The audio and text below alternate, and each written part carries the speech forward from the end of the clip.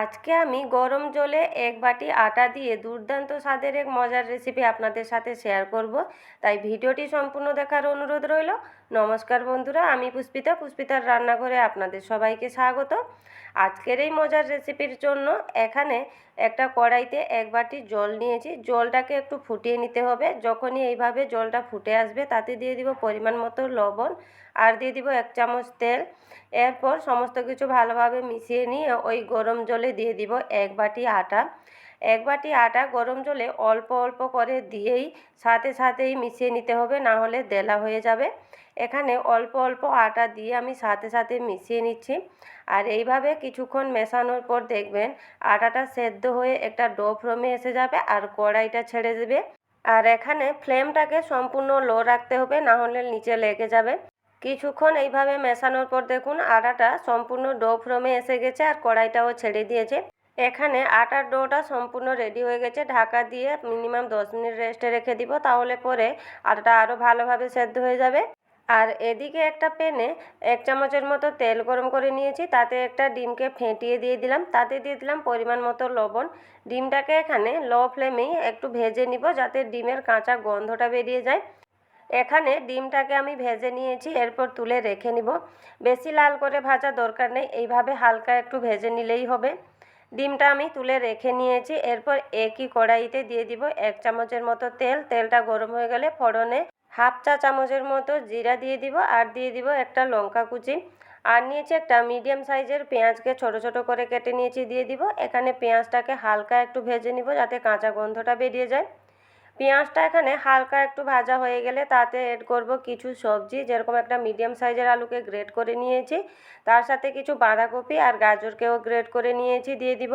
সবজিগুলো দেওয়ার পর এখানে ফ্লেমটাকে মিডিয়াম টু লো করে নিতে হবে। মিডিয়াম টু লো ফ্লেমেই 2 মিনিটের মতন ঢাকা দিয়ে সবজিগুলোকে সেদ্ধ করে নিব। তবে সবজিগুলোতে কোনো কিছু দেওয়া যাবে না বা লবণও দেওয়া যাবে না, আগে থেকে লবণ দিয়ে দিলে জল ছেড়ে দিবে। 2 মিনিট পর দেখুন ঢাকা খুলে নিচ্ছি আর সবজিগুলো থেকে একটুও জল বেরোয়নি। সবজিগুলো খুব সুন্দরভাবে সেদ্ধ হয়ে গেছে আর ওভারকুক হয়নি। সবজির ক্রাঞ্চিনেসটাও খুব সুন্দর আছে। সমস্ত সবজিগুলো একসাথে মিশিয়ে নিচ্ছি। এরপর এতে কিছু শুকনো মশলা এড করে নিব। যেরকম এখানে হাফ চা চামচের মতো নিয়েছি জিরা গুঁড়া, তার সাথে হাফ চা চামচ নিয়েছি হলুদ গুঁড়া আর ঝালের জন্য হাফ চা চামচ লঙ্কা গুঁড়া, আর নিয়েছি সামান্য পরিমাণ গরম মশলা গুঁড়া। একটু চটপটা করার জন্য নিয়েছি হাফ চা চামচ চাট মশলা। এরপর তাতে দিয়ে দিব পরিমাণ মতো লবণ আর ফ্রেশ কিছু ধনেপাতা কুচি। সমস্ত কিছু খুব ভালোভাবে মিশিয়ে নিব। এখানে পুরটা খুবই চটপটা হবে। এইভাবে একবার পুর বানিয়ে দেখবেন, খেতে ভীষণই মজার হয়। সমস্ত কিছু মিশিয়ে নেওয়ার পর আগে থেকে যে ডিমটা আমি ভেজে রেখেছিলাম ওটাও ওই পুরের সাথে মিশিয়ে নিব। বন্ধুরা, আজকের রেসিপি ভীষণই চটপটা এক মজার নাস্তা রেসিপি আপনাদের সাথে শেয়ার করছি। আর এই নাস্তার জন্য এইভাবে একটা হেলদি পুর বানিয়ে নিলে নাস্তাটি খেতে কিন্তু ভীষণই মজার হয়। পুরটা এখানে রেডি হয়ে গেছে। এরপর একটা প্লেটে বের করে নিব ঠান্ডা হওয়ার জন্য। এখানে একটা প্লেটে আমি বের করে নিচ্ছি আর পুরটাকে দেখুন কতটা চটপটা হয়েছে দেখতে।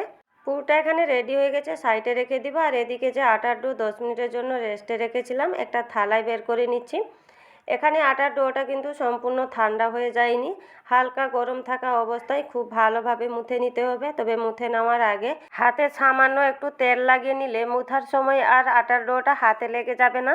হাতে একটু তেল লাগিয়ে নিয়ে মিনিমাম 3 থেকে 4 মিনিট মতন আটার ডোটাকে খুব ভালোভাবে মুথে নিতে হবে। এইভাবে মুথে নিলে নাস্তাটি খুবই সফট হবে, খেতেও খুব স্বাদের হবে। এখানে 3 থেকে 4 মিনিট মতন ডোটাকে আমি ভালোভাবে মুথে নিয়েছি আর দেখুন কতটা সফট হয়ে গেছে। ডোটা এখানে রেডি হয়ে গেছে। এরপর সমান দুভাগে ভাগ করে নিব। সমান দুভাগে এখানে বড় বড় করে দুটা লেচি কেটে নিব। লেচিগুলোকে একটু গোল করে শেপ দিয়ে নিব। এখানে দুটা লেচিকে আমি গোল করে শেপ দিয়ে নিয়েছি। এরপর শুকনো আটা ছিটিয়ে একটা করে লেচি নিয়ে বড় করে রুটির মতো করে বেলে নিব। তবে বেশি পাতলা করা যাবে না, একটু মোটা রেখেই রুটির মতো করে বড় করে বেলে নিতে হবে। আর আটাটাকে এইভাবে যদি গরম জলে একটু ভাপিয়ে এই নাস্তাটি বানানো হয়, তাহলে নাস্তাটি খুবই সফট হবে আর খেতেও স্বাদের হবে। এখানে বড় করে রুটির মতো করে বেলে নিয়েছি। এরপর একটা বাটির মুখ দিয়ে গোল গোল করে ছোট ছোট লুচির মতো করে কেটে নিব। এইভাবে কেটে নিলে নাস্তাগুলো এক সমানের হবে। কেটে নেওয়ার পর সাইডের যে আটাগুলো ওগুলো তুলে নিয়ে আবারও ছোট ছোট লুচির মতো বেলে নিব। এখানে দেখুন লুচিগুলোকে ঠিক এইভাবেই মোটা রেখেছি, বেশি পাতলা করা যাবে না। লুচিগুলোকে একটা প্লেটে আমি এখন তুলে রাখছি। একইভাবে সমস্ত লেচিগুলা থেকে ছোট ছোট করে লুচির মতো করে কেটে নিতে হবে। এখানে আবারও একটা ডো নিয়ে নিয়েছি, শুকনো আটা ছিটিয়ে বড় রুটির মতো করে বেলে নিয়েছি। এরপর বাটির মুখ দিয়ে সমানভাবে রুটিটাকে ছোট ছোট লুচির মতো করে কেটে নিচ্ছি। এইভাবে কেটে নিলে সমান হবে সবগুলো। একইভাবে আমি সমস্ত লেচিগুলো থেকে ছোট ছোট লুচির মতো করে কেটে নিয়েছি।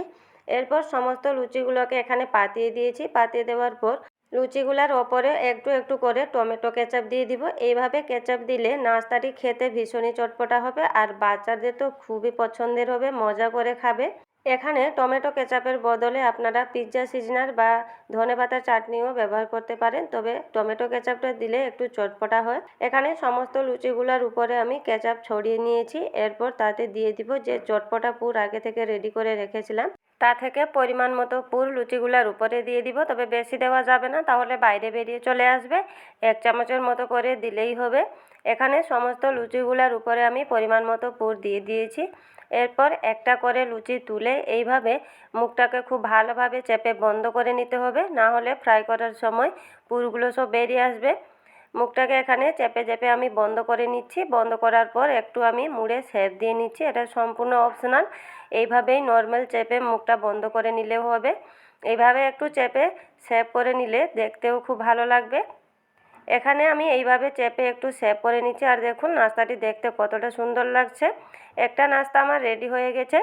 একইভাবে এখানে সমস্ত নাস্তাগুলো বানিয়ে নিব। আবারও একটা নাস্তা নিয়ে এইভাবে চেপে চেপে মুখটাকে বন্ধ করে নিতে হবে। মুখটাকে খুব ভালোভাবে বন্ধ করে নিয়ে একটু শেপ দিয়ে নিচ্ছি। বন্ধুরা, এই নাস্তাটি খেতে কিন্তু ভীষণই চটপটা হয় আর খুবই হেলদি হয়। বাচ্চাদের টিফিনে দেওয়া যায়, কিংবা ছোটোখাটো খিদে লাগলেও এই নাস্তাটি বানিয়ে খাওয়া যায়। এই দেখুন খুব সুন্দরভাবে আবারও একটা নাস্তা আমি বানিয়ে নিয়েছি, আর দেখুন দেখতে কতটা সুন্দর লাগছে। এখানে একইভাবে সমস্ত নাস্তাগুলো বানিয়ে নিব। সমস্ত নাস্তাগুলো বানিয়ে নিয়েছি, আর বানিয়ে নেওয়ার পর কিন্তু বেশিক্ষণ রাখা যাবে না, ফ্রাই করে নিতে হবে। আর ফ্রাই করার জন্য আগে থেকে আমি কড়াইতে তেল গরম করে নিয়েছি। এখানে নাস্তাগুলোকে ডিপ ফ্রাইও করা যায়, আবার এইভাবে কম তেলেও হালকা ফ্রাই করা যায়।